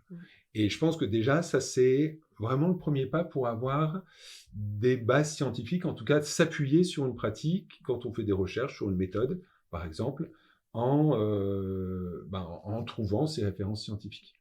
Dans Google, on va avoir des blogs, et puis dans Google Scholar, on va avoir des publications. Alors, souvent, les publications, elles sont plus lourdes, bien sûr, à lire, et puis elles ne répondent pas toujours à la question qu'on s'est posée. Parfois, c'est vraiment à nouveau sur quelque chose de très, très précis, et puis voilà, comment on applique la méthode, ça ne donne pas toujours la réponse. Mais ça, en tout cas, on est sûr de trouver une validation, en tout cas un bagage scientifique derrière, dans Google Scholar. Alors, il y a dans Google Scholar, en fait, il référence toutes les publications, donc il y en a qui sont payantes, malheureusement. Ça, c'est un souci. Donc, je pensais déjà, il y a des revues, et c'est intéressant de faire une veille sur ces revues-là, qui sont gratuites, qui sont open source, open access. Je pense à la revue qui est User Experience Studies, je pense, c'est la revue ou le journal du UXPA, donc de l'Association internationale de l'expérience utilisateur. Okay. Donc là, je pense qu'il y a un numéro tous les 3 mois avec 5-6 articles, donc là en libre accès, qui sont souvent dans une approche plutôt pratico-pratique, mais en même temps basée scientifiquement. Je pense que c'est aussi intéressant de faire des veilles sur d'autres revues. On peut taper simplement revue scientifique, expérience utilisateur ou interaction humain-machine. Et il y a plein de revues. Il y en a au moins, comme ça, de base, il y en a au moins 15 ou 20. Okay. Et faire une veille là-dessus par un flux RSS, moi je fais ça, et de regarder régulièrement ce qui sort, ça permet justement de voir ce qui évolue, les tendances. Tiens, cette méthode-là, par exemple, on en parle dans cet article, ça va me permettre de comprendre certains aspects de cette méthode. Et sachant que du coup, il y a des articles qui sont, ça c'est les auteurs qui les payent, qui sont en open access, donc certains articles sont en libre accès pour ces revues payantes. D'accord. Voilà. Et puis... après, être, on va dire, en contact un peu avec la communauté. C'est vrai qu'on parlait de l'association FLUPA. Elle met en lien, en tout cas le plus possible, des personnes du monde académique avec les professionnels. Et puis du coup, les deux mondes s'enrichissent. Ok, Donc voilà, c'est quelques moyens justement pour s'assurer qu'on a une pratique la plus rigoureuse possible en tout cas. super. Est-ce que ça t'arrive d'utiliser la démarche de conception centrée utilisateur dans ta vie perso? Ah oui. Alors, en fait, un peu tout le temps, quelque part, dans le sens où, euh, naturellement, analyser les besoins. Je sais pas, parfois ça peut être, je sais pas, on a envie de faire une sortie en famille ou un truc comme ça, et puis tout le monde a des idées un peu différentes. Et simplement revenir, alors sans faire un gros protocole, hein, mais simplement revenir, bah, de quoi, en fait, c'est quoi que vous auriez envie, comme ça, au lieu d'imaginer tout de suite des solutions, tiens, on va aller au musée, etc., ou au cinéma, voilà, c'est quoi l'envie quand on a un désaccord. Et c'est, ah, bah, j'ai envie de me divertir, et puis revenir un peu à l'essentiel et à, on va dire, aux besoins ou à la problématique, entre guillemets. Ça, c'est assez courant. L'approche itérative, ça aussi, c'est ravi de tous les jours. C'est au lieu de m'engager, je sais pas, dans des travaux chez moi, de bricolage, ben, j'itère, je prototype, j'essaye, alors sans faire un gros truc non plus, mais je suis en train de changer les portes chez moi, ben, avant de monter ma porte, etc., et puis de tout casser, ben, j'ai une espèce de prototype en bois où je viens m'assurer que c'est les bonnes dimensions, etc. Donc là aussi, hein, c'est tout simple, hein, je suis pas le seul à le faire, mais c'est voilà, ces approches-là. Et puis aussi, parfois aussi, hein, ça peut être changer les comportements. J'ai deux filles, j'en ai une qui s'est rongé les ongles à un moment donné, donc comment on peut l'aider justement là-dedans à changer de comportement, à changer ses habitudes en fait, parce que souvent Ouais. c'est, bien sûr il y a un fondement d'anxiété, donc une motivation entre guillemets interne, mais il y a aussi un aspect comportemental et des habitudes qui se mettent en place. Et bah, comment l'UX, donc je pense aux aspects plus liés à la persuasion technologique, au design persuasif, donc lié au changement de comportement, comment on peut aider justement à ces changements-là. Voilà, par Ouais. des petits pas, ça peut être des récompenses, ça peut être des informations. Enfin, qu'est-ce qu'on va mettre en place justement comme mécanisme pour essayer de changer cet aspect-là. Voilà. Donc, il y a quelques exemples que j'ai en tête où j'applique, on va dire, cette démarche. Euh, Mm. bon, il y en a sûrement d'autres, mais je m'en rends pas compte là, Super. sûrement. C'est intéressant que tu parles de parentalité, ça fait aussi, j'ai pas encore fait d'épisode là-dessus, peut-être j'en ferai un, mais ça fait plusieurs fois aussi que je me fais la réflexion qu'il y a un lien fort entre l'approche, enfin tout ce qu'on fait en termes d'entretien, quand on fait des entretiens en termes d'écoute active Mhm. et des choses qu'on peut faire avec nos enfants quand il y a un problème, qu'on est dans le conflit et que finalement on a besoin d'en sortir. Ça peut aider. Enfin, j'avais lu il y a longtemps un livre qui parlait de ça, d'écoute active, mais dans le domaine de l'éducation. Je me suis dit, mais en fait, c'est la même chose que ce que je fais dans mon boulot quand je fais un entretien utilisateur. Pour comprendre ces problématiques, il faut que j'arrive à transférer ça dans le monde familial, quoi, dans l'univers familial. Ouais. C'est intéressant. Ok. Ensuite, on arrive sur les 2 questions signature du podcast. Donc, qui aimerais-tu écouter au micro de ce podcast? Bah là aussi, j'ai beaucoup de noms en tête, Ouais. des personnes que j'adore écouter, mais je me suis dit, mais si je donne ces noms-là, c'est des personnes qu'on a déjà écoutées. Donc je ne sais pas si tu veux des personnes, voilà, plus originales ou pas. Bah, dis-moi tout ce Et que tu as en alors, tête. ah oui, mais tu Je m'as dit, prends ah, tout. alors du coup, ah oui. Ah, pas s'il y en a 50, mais si tu Ah bah alors, j'ai le nom comme ça que j'avais en tête, j'aime beaucoup Stéphanie Walter. Ouais. Sa façon de s'exprimer, c'est très cool justement. Mm. Et c'est voilà, moi j'ai toujours plaisir à l'écouter. Donc je pensais à elle, sur l'accessibilité, mais pas que, parce qu'elle fait plein de choses. Et puis, sinon, dans les noms originaux, j'ai un collègue, je trouve qu'il parle très bien. Alors, il n'a pas une notoriété particulière. Il s'appelle Vincent Porot. Et lui, il est spécialisé dans l'UX et l'agilité, la gestion de projets agiles. Et quand je l'écoute parler, à chaque fois, je suis passionné par ce qu'il dit. Je trouve qu'il défend justement cette approche agilité et UX. Donc voilà, juste Ok. ces deux noms-là, mais voilà, il y en a plein, je ne voudrais pas froisser les autres. Je vais Bah, m'arrêter c'est là. 2 super noms. Bah, du coup, Stéphanie, je vois très bien qui c'est et ton collègue, tu m'en avais un petit peu parlé. Je pense que ce sera à mon avis, je le contacterai parce que c'est vraiment, il y a vraiment des questions super, intéressantes à creuser pour, créer des expériences mémorables. Il y a la partie conception, mais après il y a aussi tout le delivery Mhm. et si on n'arrive pas à délivrer ce qu'on a imaginé, ben, ça sert à rien et les interactions entre UX et agilité, je trouve, c'est à la fois complexe et passionnant. Ouais. Bah, c'est la bonne personne pour ça. Super. Et ben donc pour le mot de la fin, est-ce que tu peux nous raconter une expérience utilisateur personnelle particulièrement mémorable pour toi? Alors là aussi, j'en ai deux, OK. du coup. Mémorable, positivement et négativement. Je commençais par le négatif. Là, c'est vraiment des expériences récentes, hein, toutes bêtes. Mais j'ai changé de voiture.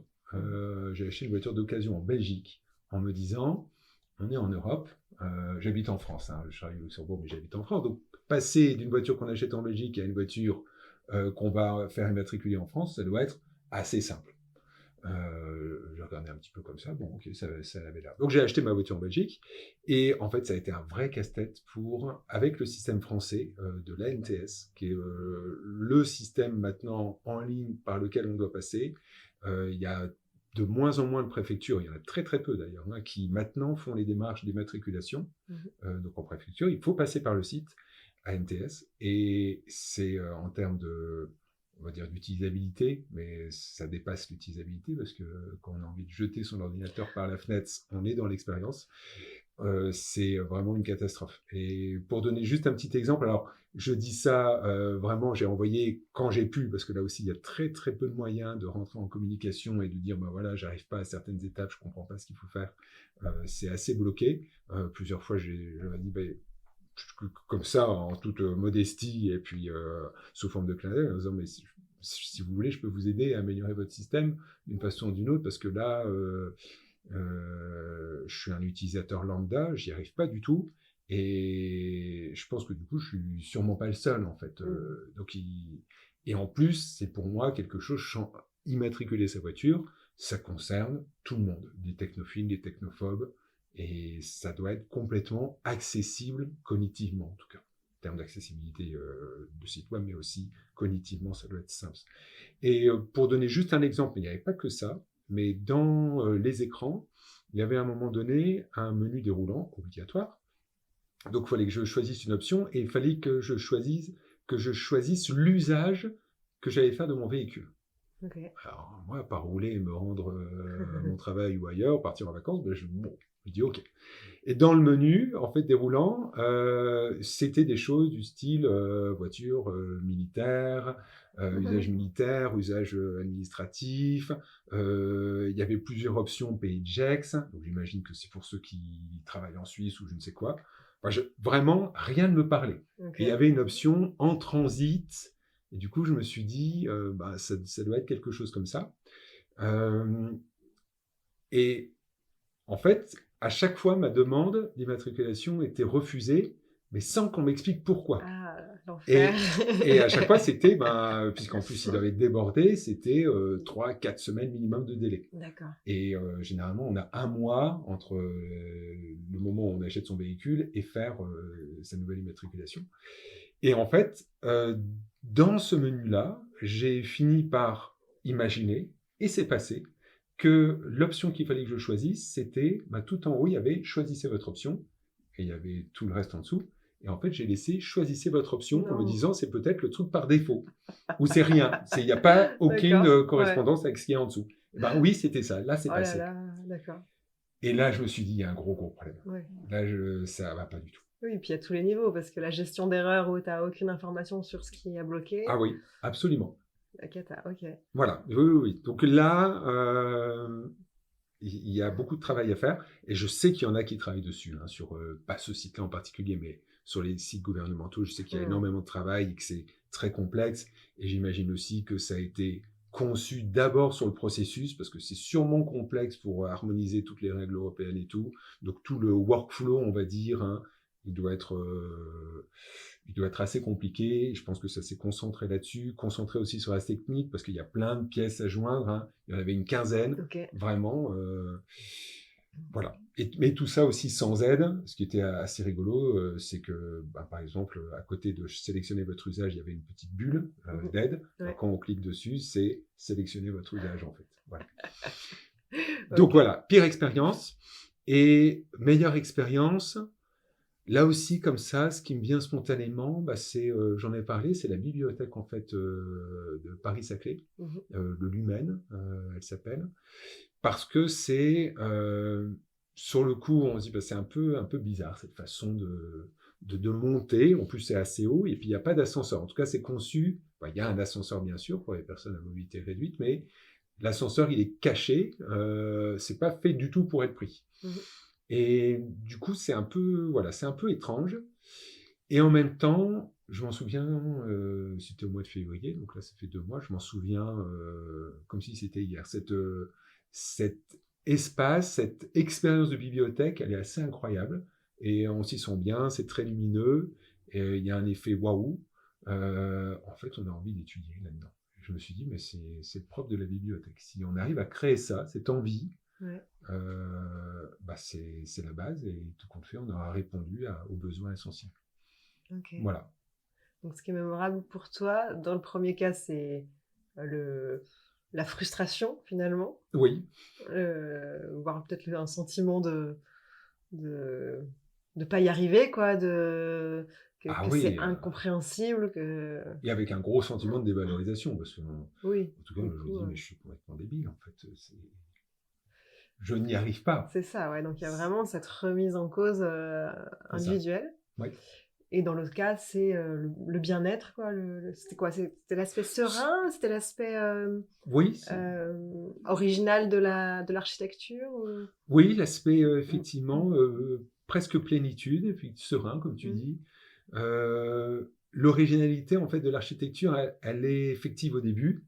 On la ressent, on se dit, je suis dans un sacré bâtiment, mais c'est surtout ce qui se passe après, en fait. C'est surtout une fois qu'on s'est quelque part un peu approprié les lieux, qu'on a dépassé cet effet waouh, c'est ce qu'il en reste comme impression. Et ce qu'il en reste comme impression, c'est ça, c'est cette envie de travailler, ce sentiment d'avoir envie de s'engager dans ce qu'on fait, dans ses études éventuellement, et ce sentiment de sérénité. Il y a ça, il y a de ça, de la sérénité, ouais.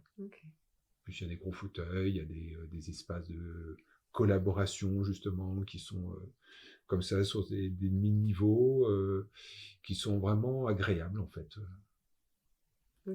Et on se sent uni avec les autres. On sent une certaine communauté en fait, comme ça. C'est intéressant ce point-là. Voilà. Comme facteur d'expérience utilisateur mémorable, de se sentir uni. J'aime bien comme message. On va se quitter là-dessus. Merci, parfait. C'était super instructif, très, très intéressant comme échange. Je te remercie à nouveau d'avoir fait le trajet jusqu'ici pour le faire en présentiel. Merci pour l'invitation, c'était un plaisir. Si vous avez écouté jusque-là, c'est sans doute que vous avez apprécié cet échange. Si c'est le cas, n'hésitez pas à nous faire des retours par commentaire. On sera ravis, Guillaume et moi, d'avoir vos feedbacks sur l'épisode.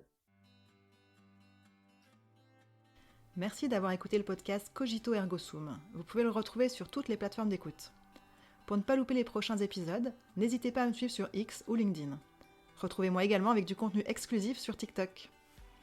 Si vous voulez réagir ou me suggérer des personnes à interviewer, vous pouvez le faire sur mon mail margot.cogito@gmail.com ou me contacter via les réseaux sociaux. Vous trouverez en description de l'épisode des liens pour en savoir plus sur mon invité et son activité. Rendez-vous le mois prochain pour un nouvel épisode.